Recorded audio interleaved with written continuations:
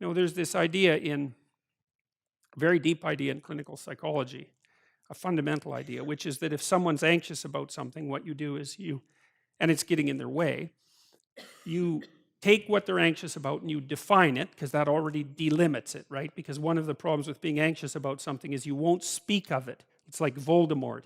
And then if you don't speak of it, it's way bigger than it should be. As soon as you start talking about it, you cut it down to size. And so, it's for a bunch of reasons. It's because you're not as afraid of as many things as you think, and you're braver than you know, and more capable. So as soon as you're brave enough to start talking about what you're afraid of, then you see that there's more to you than you thought, and that there's less to the problem than you thought. And then you can decompose it further into smaller problems, and then you can figure out how to approach those smaller problems. And then it doesn't seem to me to be that you get less frightened. It seems to be that you get more courageous, which is way better than being less frightened, because there's lots of things to be frightened about. So if you're courageous, that really does the trick. Now the question is, what happens if you, like, let's say that you're very socially inept and you don't know how to introduce yourself or to make establish the initial parts of a relationship with anyone. And so then you start putting yourself in situations where you're required to do that. And so then the question is, how is it technically that you transform? You say, well, you learn. Well, we want to be more specific about that. What does it mean that you learn?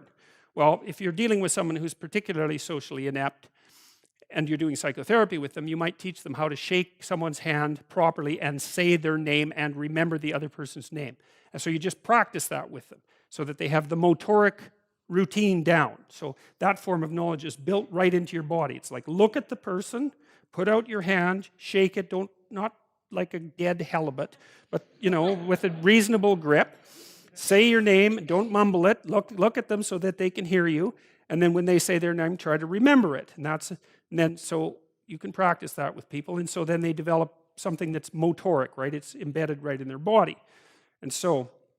And then you can say to them, well, the other thing you can do is when you start a conversation is don't sit there thinking about what you're going to say next, because then you won't be paying attention to the person and you'll make a fool out of yourself, because you'll manifest non sequiturs, right? Because you'll get out of, it's like if you're dancing and all you're paying attention to is where your feet are, then you're going to step on the other person all the time. So you want to pay attention to the other person, and then whatever automatized social knowledge you have will come to the forefront. So it's a good thing to know if you're socially anxious, right?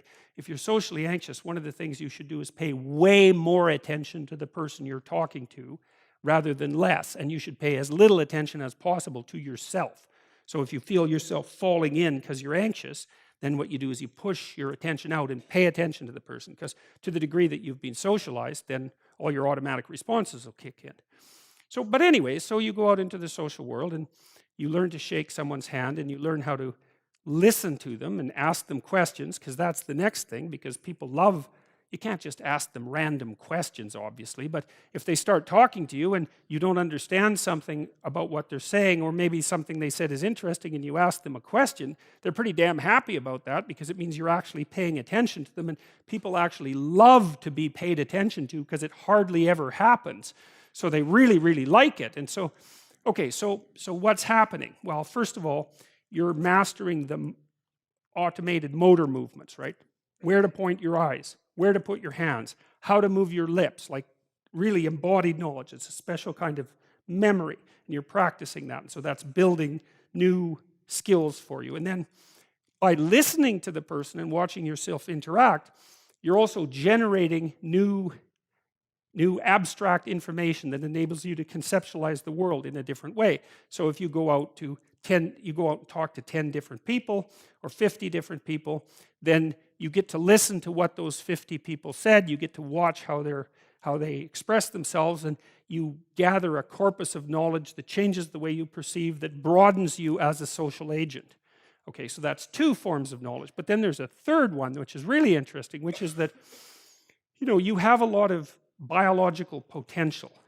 And it's hard to know what potential is, but part of it is that you're capable of generating proteins that you haven't been generating. So you should get right on that, by the way.